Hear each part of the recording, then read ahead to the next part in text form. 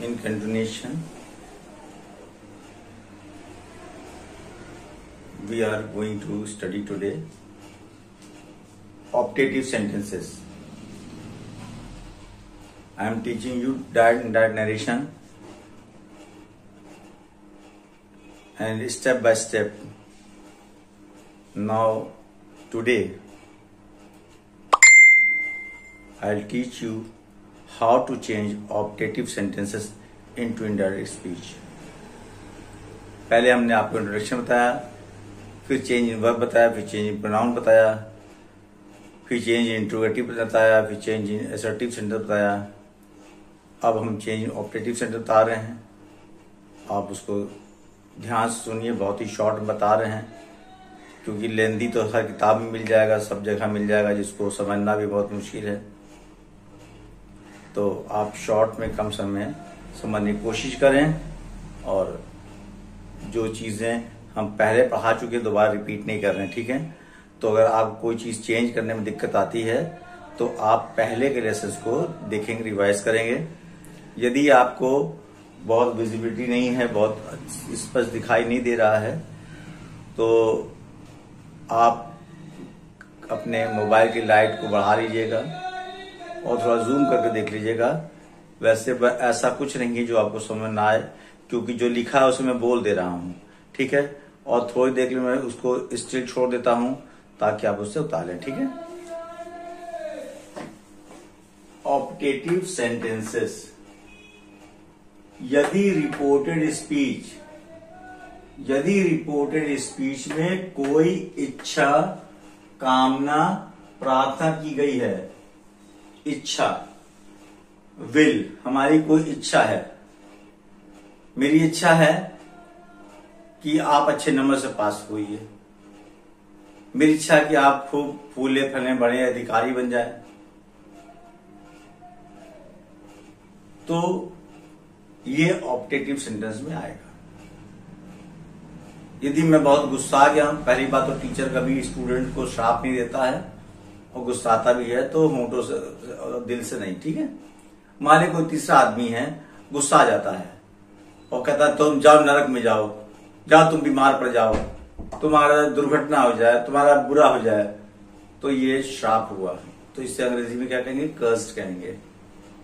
कोई त्योहार हुआ और हम कहेंगे happy Holi, happy Christmas, happy Eid, तो इसे कहते हैं विश करना, ठीक है। तो इस प्रकार के वाक्य ऑप्टेटिव सेंटेंस में आते हैं, ठीक है।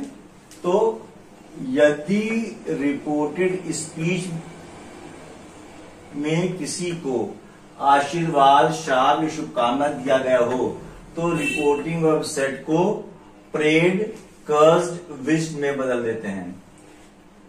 यदि रिपोर्टेड स्पीच से किसी श्राप का बोध होता है तो सेट को कर्ज में बदल देते हैं। यदि आशीर्वाद होता है तो विश्ड में बदल देते हैं, प्रेड में बदल देते हैं, ठीक है। तो हर सेंटेंस में सेट को रिपोर्टिंग वर्ब को फर्क करके बदलते हैं।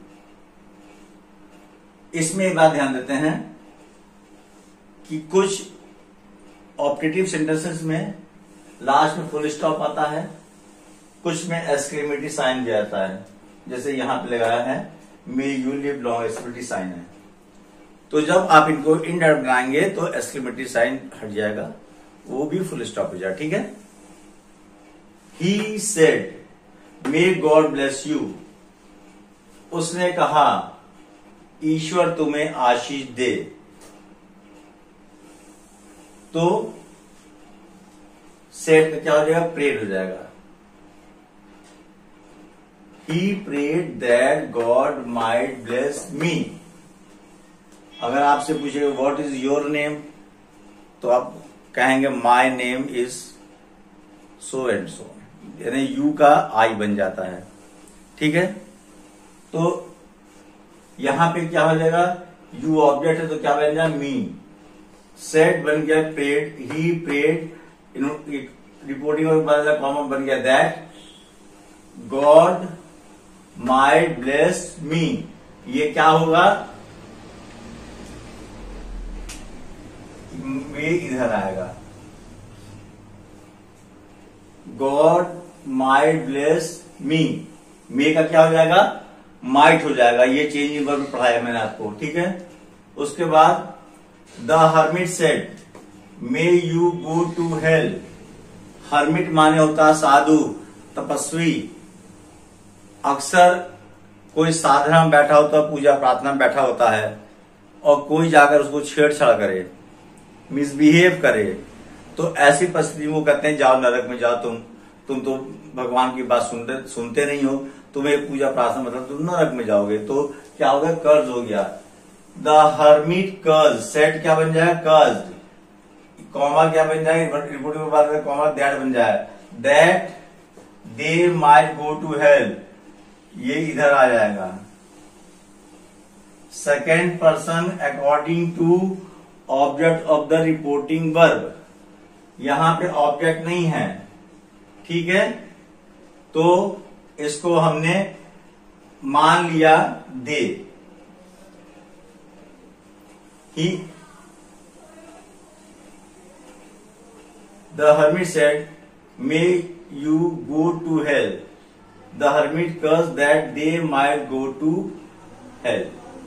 यानी यहां पर यू जो है वो बहुवचन के रूप में यूज हुआ है, बहुवचन के रूप में यूज हुआ है, एक व्यक्ति नहीं ना, ठीक है। सेकेंड पर्सन नहीं है परंतु थर्ड पर्सन है, दो से अधिक लोग हैं, ठीक है। तो यहां पे हो गया the hermit curse that they might go to hell, ठीक है। The teacher said to me may God grant you long life. Said क्या बन जाएगा, prayed. The teacher prayed that God might grant me long life, that God might grant me long life, ठीक है। चौथा sentence, he said to me may you live long. उसने मुझसे कहा, मेरे बर्थडे पर मेरे दोस्त ने मुझसे कहा मे यू लिव लॉन्ग, तुम लंबी उम्र जियो। हैप्पी बर्थडे टू यू में ये लाइन है, may you live long we pray, ठीक है। तो the teacher prayed that God might grant me long life. He said to me may you live long, he wish that I might live long, ठीक है। इधर आ जाएगा। Second person according to object क्या है, मी है, तो ये क्या बन जाएगा, आई। ये सब परिवर्तन पहले पढ़ा चुके हैं, यदि आप पहले रिवाइज करें तभी समझ में आएगा, नहीं तो नहीं आएगा, ठीक है। इन सेंटेंस को अच्छे से पढ़ लीजिए। यदि रिपोर्ट इसमें गुड बाय अलविदा, जब हम किसी से मिलते हैं और दोबारा जल्दी मिलने की संभावना नहीं तो गुड बाय कहते हैं, या फिर कभी मिलने की संभावना नहीं तो गुड बाय कहते हैं। तो गुड बाय या गुड नाइट हो तो सेट को बेड में बदल देते हैं, किस में बदलते हैं, बेड में। यदि गुड बाय या गुड नाइट हो सेट को बेड में बदल देंगे, और यदि गुड मॉर्निंग होगा, ठीक है, यहां पे लिख तो उसको विश में बदल दिया जाता है, ठीक है। Sohan said good morning my friend, Sohan wished his friend good morning. अभी हमने बता चुके हैं इसके बारे में कि किस प्रकार से जब किसी को संबोधित किया जाता है तो वो रिपोर्टेड स्पीच का ऑब्जेक्ट बन जाता है, तो रिपोर्टिंग स्पीच का ऑब्जेक्ट बन जाता है। इसलिए माय फ्रेंड जो है वो संबोधित किया गया है, इसलिए Sohan wish his friend good morning. तो क्या हो जाएगा, माय फ्रेंड क्या हो जाएगा, हिज फ्रेंड हो जाएगा। तो जब संबोधन होता है तो रिपोर्ट में यदि कोई संबोधन होता है तो उसको हम रिपोर्टिंग वर्ब का ऑब्जेक्ट बना देते हैं, ठीक है। बहुत शॉर्ट में है ये, इसको पढ़ के समझ लीजिए। और इसके बाद अब हम थोड़ा आपको टाइम देंगे 2 मिनट का, इसको उतार लीजिए और एक एक सेंटेंस जो लिखा है उसको मैंने ऑलरेडी कई दफे बोला है, इसलिए आपको पढ़ने में असुविधा नहीं होना चाहिए। इसके बाद अब हम आपको एस्टिमेटरी सेंटेंस पढ़ाएंगे, उसके बाद मिसलेनियस पढ़ाएंगे, फिर डायरेक्ट खत्म हो जाएगा। फिर यूपी बोर्ड के सिलेबस के हिसाब से आपको हम सिंथेसिस शुरू करेंगे, ठीक है। तो आप इसको उतार लें, आपका 2 मिनट टाइम है, फिर हम इसको मिटार करके फिर इसके बाद एस्टिमेटरी सेंटेंस को लिखेंगे। My dear students, now I'm going to teach you how to change exclamatory sentences from direct to indirect speech। यदि रिपोर्टेड स्पीच कोई exclamatory सेंटेंस हो तो किस प्रकार से हम उसे डायरेक्ट से इनडायरेक्ट में बदलते हैं। यदि आपको पढ़ने में जो वर्ड मैं लिख रहा हूँ कोई असुविधा होती है तो मोबाइल की ब्राइटनेस को बढ़ा लीजिए, रोशनी बढ़ा लीजिए और जूम कर पढ़ लीजिए। वैसे बहुत ही साधारण छोटे सेंटेंस में लिखा रहा हूँ और उसको मैं बोल भी रहा हूँ ताकि समझने में आपको दिक्कत नहीं है। हर प्रकार का बच्चा, चाहे वो बहुत ज़्यादा इंग्लिश जानता हो या कम जानता हो या बिगिनर हो, उसको समझ सके, ठीक है। एक्सक्लेमेटरी सेंटेंसेस, एक्सक्लेमेटरी सेंटेंसेस क्या होते हैं मैं बहुत ज़्यादा एक्सप्लेन करके बड़ा नहीं करना चाहता हूँ। हम कुछ सोचते हैं, हमारे ऊपर जो हमारे मित्र करते हैं, जो हमारा समाज करता है, जो दुनिया में होता है उसका प्रभाव पड़ता है। उससे कभी हम बहुत खुश हो जाते हैं, कभी बहुत दुखी हो जाते हैं, कभी आश्चर्य में पड़ जाते हैं, कभी हम बधाई देते हैं। तो इस प्रकार से हृदय की भावनाओं को प्रकट करने वाले वाक्यों को हम एक्सक्लेमेटरी सेंटेंस कहते हैं। तो जिन वाक्यों से प्रसन्नता, जॉय, आनंद प्रकट होता है उनको हम इनडायरेक्ट बनाते समय एक्सक्लेम विद जॉय या एक्सक्लेम विद डिलाइट का प्रयोग करते हैं। डिलाइट माने खुश होना, जॉय माने खुश होना। शो, सौरो, जिन वाक्यों से दुख प्रकट होता है, जब दुख प्रकट होता है तो हम एक्सक्लेम विद सौरो या exclaim with grief, GRIEF, grief का प्रयोग करते हैं। आश्चर्य, सरप्राइज, जिन वाक्यों से हमको आश्चर्य प्रकट करते हैं या कोई प्रकट करता है तो उसकी हम इनडायरेक्ट बनाते समय एक्सक्लेम विद सरप्राइज का प्रयोग करते हैं। चौथा, प्रशंसा, प्रेज, इसमें हम डायरेक्ट बनाते समय प्रेज या अप्लाउडेड का प्रयोग करते हैं। इनको आपको लर्न करना है, इनको आपको रटना है। यदि आपने इनको नहीं सीखा तो आपको समझ नहीं आया हम लिखें क्या। पहले तो आपको ये समझना पड़ेगा कि वाक्य से दुख व्यक्त हो रहा है, आश्चर्य व्यक्त हो रहा है, आनंद व्यक्त हो रहा है, इसको समझना जरूरी, पहली बात। फिर दूसरी बात समझना है कि हमको आश्चर्य के लिए क्या लिखना है, खुशी के लिए क्या लिखना है, दुख के लिए क्या लिखना है। तो आपको इन बातों को समझना लड़ना जरूरी है। यदि आप नहीं समझेंगे तो दिक्कत हो जाएगी, ठीक है। डायरेक्ट से इनडायरेक्ट बनाते समय इंटरजेक्शंस को हटा देते हैं। क्या करते हैं, इंटरजेक्शंस को हटा देते हैं, यानी वो शब्द जो कि संवेदना व्यक्त करते हैं या हृदय के भाव को व्यक्त करते हैं उनको हम हटा देते हैं, उनको हम इनडायरेक्ट स्पीच में नहीं लिखते हैं। अभी मैं बता रहा हूं। दूसरी बात, एक्सक्लेमेटरी साइन के हटाकर के स्थान पर फुल स्टॉप लगाते हैं। यहां पर देखिए पूरे यहाँ एक्सक्लेमेटरी साइन है, इसको हमने हटा दिया है।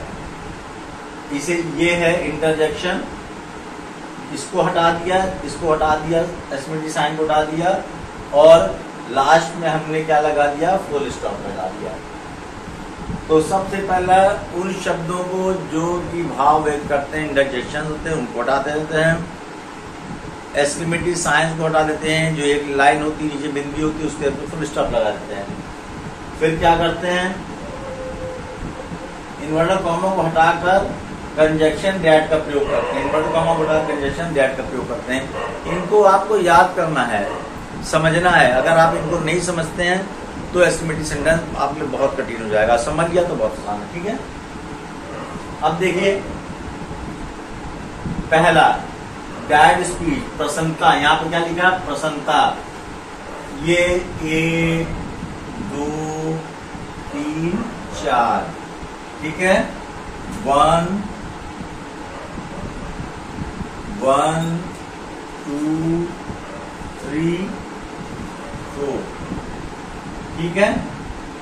तो ये मैंने आपको इन्हीं को एक्सप्लेन कराई। ये जो मैंने लिखाया है, Joy exclaim with Joy, exclaim with sorrow, exclaim with surprise, praise, इसी को मैंने सेंटेंस में सीरियल वाइज दिया हुआ है, ठीक है, ताकि आपको समझने में दिक्कत ना हो, ठीक है।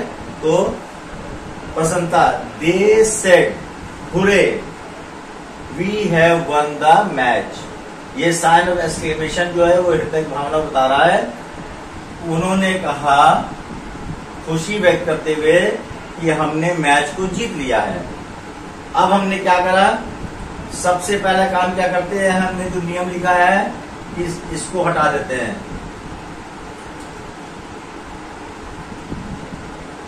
इंटरजेक्शंस को हटा देते हैं, हुर्रे को हटा देंगे। नंबर 2 क्या करेंगे? एक्सक्लेमेटरी साइन को हटा देंगे। इसके स्थान पर क्या लिखेंगे? Full stop. नंबर 3, इसके बाद क्या करेंगे? इसको हटा देंगे, कॉमा की जगह क्या लिखेंगे? That.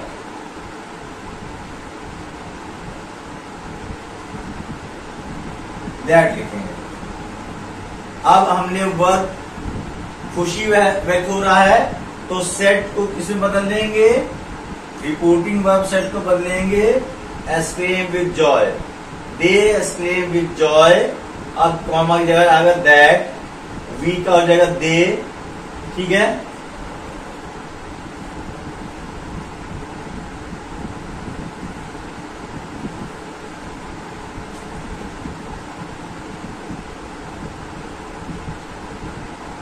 They had won the match.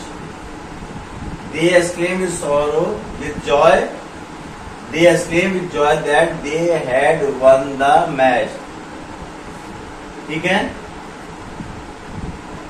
उन्होंने बहुत खुशी से इस बात को व्यक्त किया कि उन्होंने मैच को जीत लिया, ठीक है।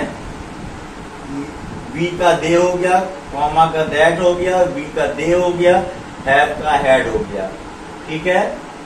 वन का वन ही रहेगा, द मैच, ठीक है। हमने हैव का हैड क्यों कर दिया? क्योंकि रिपोर्टिंग वर्ब जो है वो पास्ट में, ठीक है। फिर दूसरा, शो, Ravi said alas I am undone.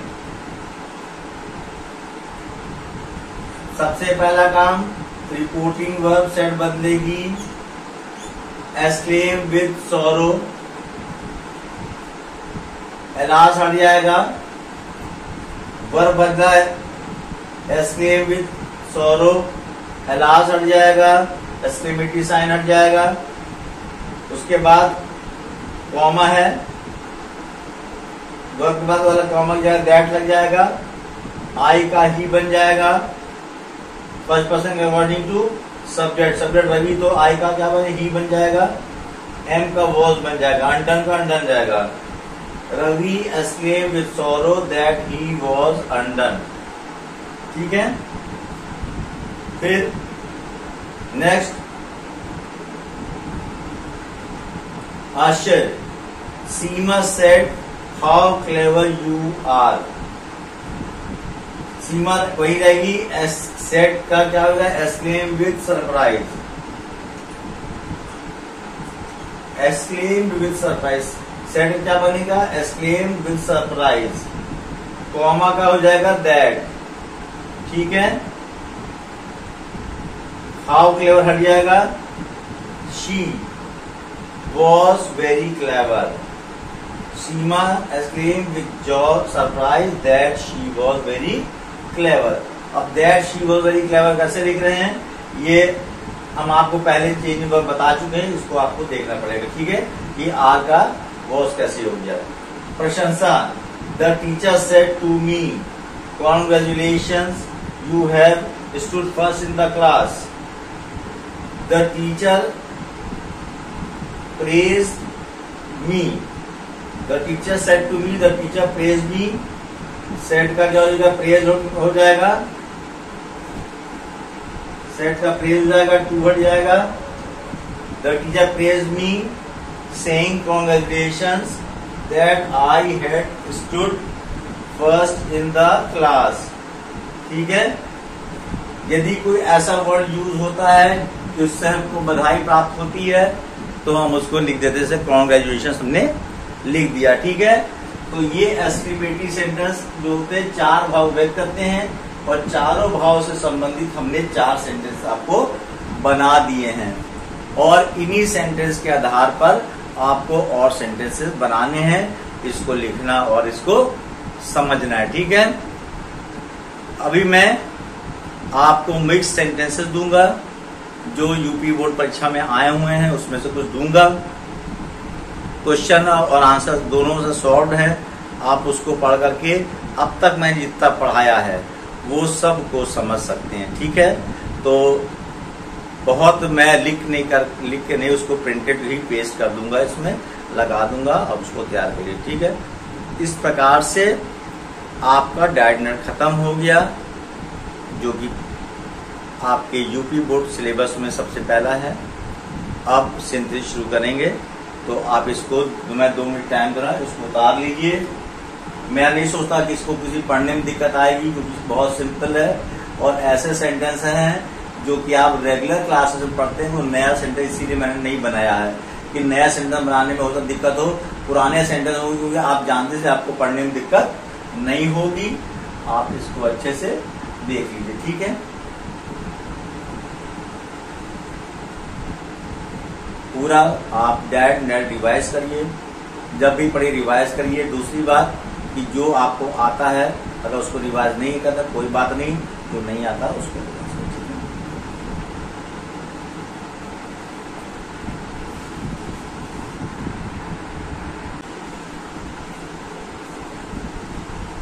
हम मिक्स सेंटेंसेस को देखेंगे। मिक्स सेंटेंसेस ऐसे होते हैं जिसमें असर्टिव सेंटेंस भी होता है, इंट्रोगेटिव भी होता है, एक्सक्लेमेटिव भी होता है, इंपेरेटिव भी होता है, ऑप्टेटिव भी होता है। एक पैराग्राफ बन जाता है जिसमें एक किसी कथन को कहा जाता है, किसी बात को कहा जाता है, कोई कन्वर्सेशन को कहा जाता है, इसलिए इसमें हर प्रकार के सेंटेंस प्रयोग होता है।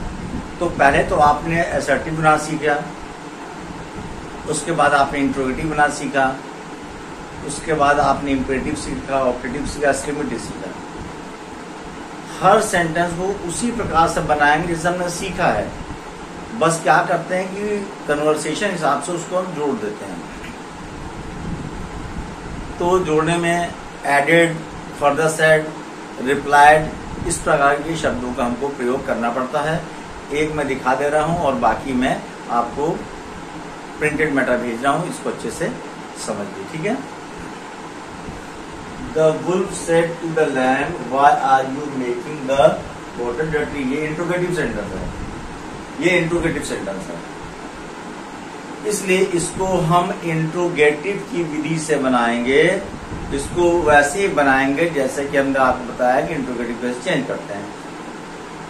The wolf asked, said क्या बन जाएगा, said to क्या बन जाएगा, asked, तो क्या हो जाएगा, the wolf आज, सेट टू बन गया आज। द लैम, द वुल्फ आज द लैम, क्या लिखा, द वुल्फ आज the lamb. Why are you making the water dirty, why he was making the water dirty. Why तो वाई आएगा, इसे अफर्मेटिव में चेंज कर देंगे हम जैसे हमने बताया हुआ है और फुल स्टॉप लगा देंगे, ठीक है। फिर क्या हुआ, यहां पर दूसरे क्वेश्चन पूछा, The wolf said to the lamb, "Why are you making the water dirty?" ठीक है, वुल्फ ने लैम से पूछा कि तू पानी गंदा क्यों कर रहे हो, ठीक है। एक प्रश्न पूछा, उसके बाद the wolf said you have become very talkative, तुम बहुत बतूने हो गए हो।